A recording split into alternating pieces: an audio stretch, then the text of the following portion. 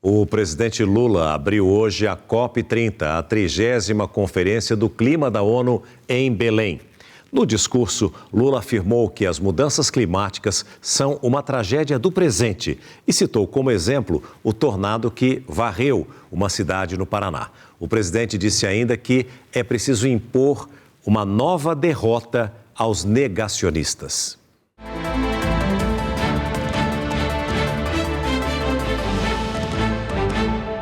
É por aqui, pela chamada Blue Zone, a Zona Azul, que negociadores e autoridades de delegações de 194 países e da União Europeia irão discutir como cada um pode contribuir para combater o aquecimento do planeta. Logo na entrada nestes pavilhões, os países construíram espaços para debater as mudanças climáticas. Aqui, antes da Blue Zone ser liberada para os participantes, a Polícia Federal fez uma varredura antibomba. De hoje até o fim da COP, toda essa área está sob responsabilidade das Nações Unidas.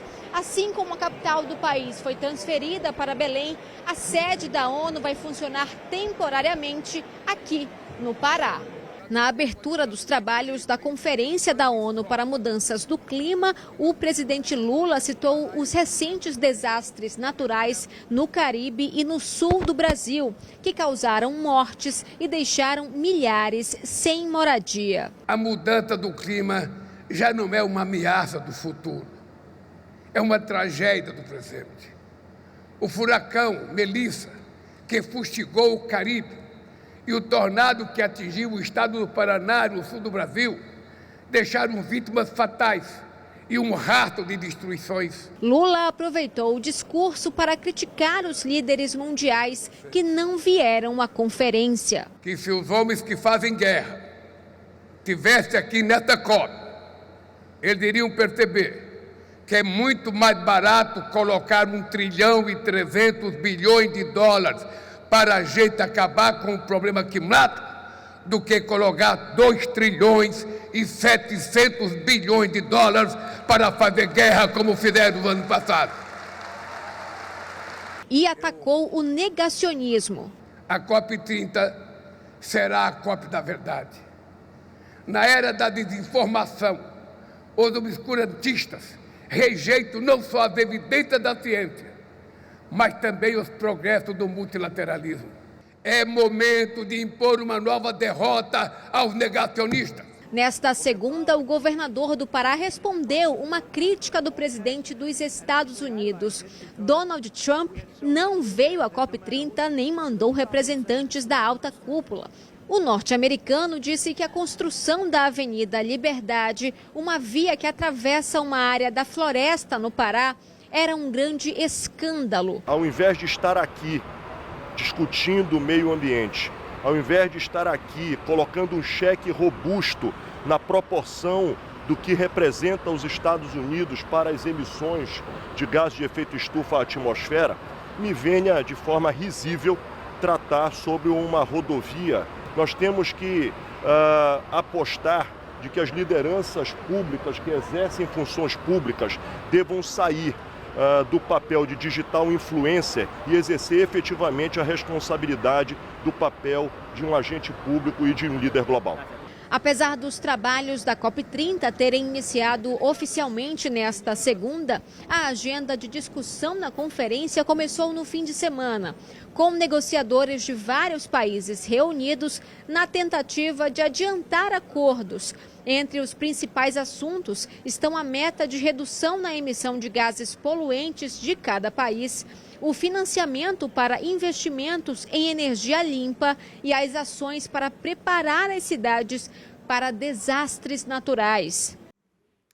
E agora o SBT Brasil vai direto até a capital paraense para falar com os nossos enviados especiais, Kenzo Matida e Suane Guerreiro, que já estão aqui. Os dois são os nossos repórteres, você sabe muito bem, de Brasília, mas eles são, abre aspas, nascidos e criados em Belém, fecha aspas. Vamos conversar com você, Suane. Conta pra gente como foi a abertura dessa COP30 e fala um pouquinho da sua vida também, que eu quero saber. Você saiu aí de Belém do Pará com que idade e por quê? Por desafios profissionais, é isso? Boa noite. Oi, César, muito boa noite a você, a quem nos acompanha no SBT Brasil. Exatamente, fui aí para Brasília fazer o mestrado, depois passei no concurso, já fiquei aí no SBT e não voltei mais. Estou muito feliz, diga-se de passagem. E nós estamos aqui representando o povo paraense, mas também falando para o Brasil. A movimentação aqui no Parque da Cidade está mais tranquila, mas muita gente deixando ainda aqui o local. Nas próximas 2 semanas, a previsão é que mais de 47 mil pessoas circulem pelo Parque da Cidade, entre líderes mundiais, também ministros de Estado, ambientalistas, negociadores, tudo para quê? Discutir essa questão da emergência climática. E ainda há pouco, no início da noite, a CEO da COP30, Ana Toni, disse que já neste primeiro dia fez um balanço. Os países conseguiram chegar a um acordo para iniciar de fato as negociações. E por que isso é importante, César? Porque se um país desses 194 disser que não está de acordo com essa agenda, as negociações não andam. E de acordo com o Ana Toni, nas últimas 4 COPs não foi possível dar início às reuniões regulares já neste primeiro dia. E olha, César, já nesta segunda-feira a comunidade internacional conheceu o famoso toró, não é, Kenzo Matida? Conta pra gente. É isso, Sônia. Muito boa noite para você, boa noite, César, e a todos que nos acompanham. Vamos explicar o que é o toró para quem está em casa e não é de Belém, não é do Pará. O toró é quando a gente fala, quando está chovendo forte, aquela chuva densa, a gente chama, está caindo um toró lá fora. Esse toró caiu hoje à tarde aqui, mas não prejudicou as avenidas, tudo funcionou normalmente, inclusive para falar sobre os desastres climáticos, né, os desastres que acontecem, como aconteceu no sul do Paraná. A ministra de Gestão e Inovação, Esther Dweck, falou sobre esses desastres e disse que o Brasil está inovando agora para tentar identificar com mais agilidade as vítimas dos desastres naturais. O objetivo é que o governo traga essa ajuda de forma mais rápida a essas vítimas. Isso vai estar sendo discutido nos próximos dias no governo brasileiro. Todos esses debates, todas essas conferências, esses acordos, eles são traçados e definidos aqui, nessa área onde nós estamos, que é a chamada Zona Azul, a área azul. Tem ainda a área verde, onde tem a participação da sociedade civil. E tem ainda a Agrizona, que é a primeira vez que uma conferência climática abre espaço para os produtores agrícolas, que mostram que produção e preservação podem caminhar lado a lado. Veja na reportagem. A Agrizone é uma área inteira dedicada à agricultura sustentável e às novas tecnologias que estão transformando a produção rural no Brasil. Os exemplos aqui estão por toda parte. A plantação de pimenta do reino precisa de suporte e sombra para se desenvolver. Antes, os produtores usavam estacas, que eram o resultado do desmatamento. Agora, uma árvore ajuda nesse processo. Hoje nós temos consolidado um sistema de produção de pimenta do reino em glicídia, que é uma árvore. Então, com esse sistema, o que está acontecendo? Nós agora estamos plantando árvore para produzir pimenta do reino. A proposta é mostrar que o produtor rural também é parte da solução para os desafios climáticos.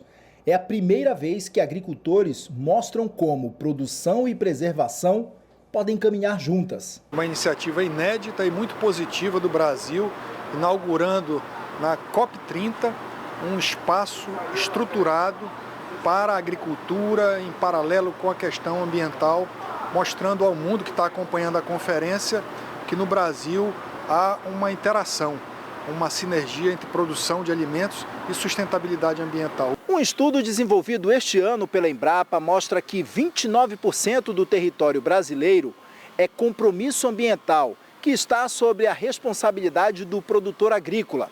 Um dado que reforça o papel do agronegócio com a preservação ambiental. Quando a gente faz uso desses bancos de dados, né, faz uma análise integrada dessas informações, a gente conseguiu chegar aí nesse dado atualizado agora em 2025, que 29% do território nacional está comprometido com o meio ambiente sobre a tutela do produtor rural, sobre os imóveis rurais, né, cadastrados no CAR, majoritariamente privados, né, o que traz aí a responsabilidade do produtor rural, né, na preservação e na conservação da vegetação nativa. Também nesta segunda, aqui em Belém, a Confederação da Agricultura e Pecuária do Brasil apresentou um aplicativo de inteligência artificial que reúne dados técnicos e orientações de manejo, solo, irrigação e clima, para ajudar o produtor a tomar decisões mais seguras, preservando o meio ambiente. Todo esse conteúdo está disponível, tudo que tem no mundo em relação a essas cadeias está disponível ao produtor na palma da mão dele em comando de voz.